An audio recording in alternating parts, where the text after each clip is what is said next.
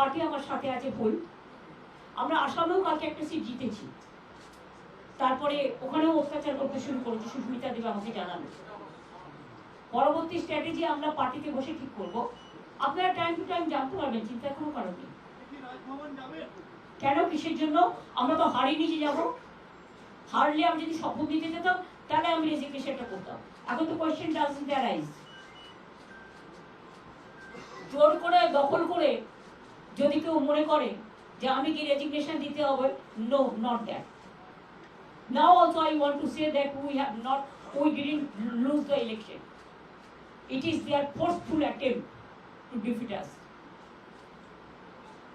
Officially they may, through election commission, can defeat us. But morally I am telling you that we won the election.